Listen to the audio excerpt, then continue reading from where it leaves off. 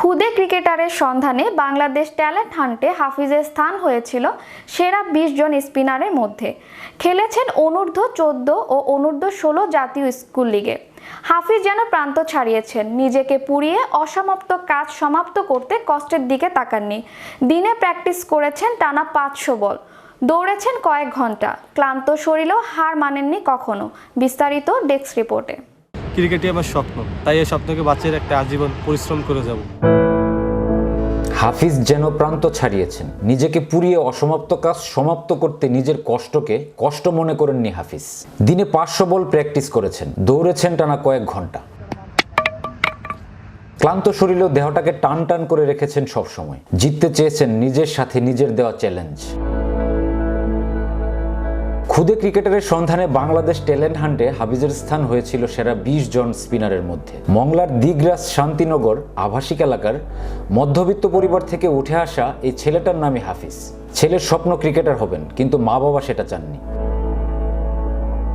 ছোটবেলা থেকেই ক্রিকেটের প্রতি দারুণ ঝোঁক ছিল হাফিজের। দারিদ্র আর নানান প্রতিবন্ধকতার মধ্যে থাকলেও ক্রিকেট থেকে নিজেকে কখনো দূরে সরিয়ে রাখেননি হাফিজ।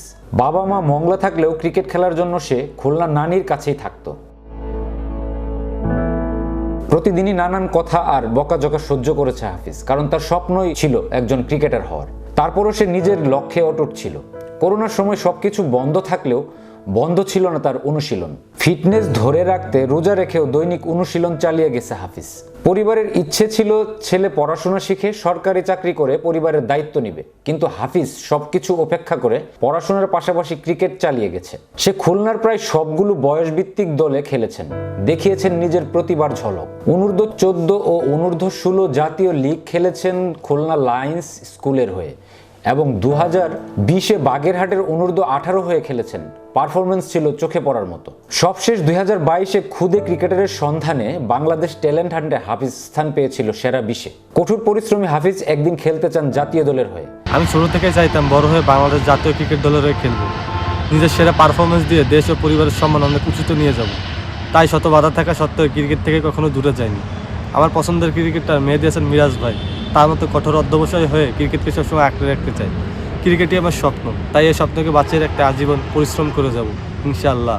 সকলের দোয়া ও ভালোবাসা নিয়ে জীবন সংগ্রামে এগিয়ে যেতে চাই।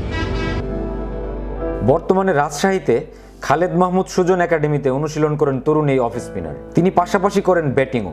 মংলার দিগরাজ শান্তিনগর আবাসিক এলাকার একটি মধ্যবিত্ত পরিবারের সন্তান কি পারবেন তার স্বপ্ন পূরণ করতে? পারবেন জাতীয় দলের হয়ে মাঠে বল গড়াতে? শাহরিয়ার কবির, বিশ্ব বাংলা 24।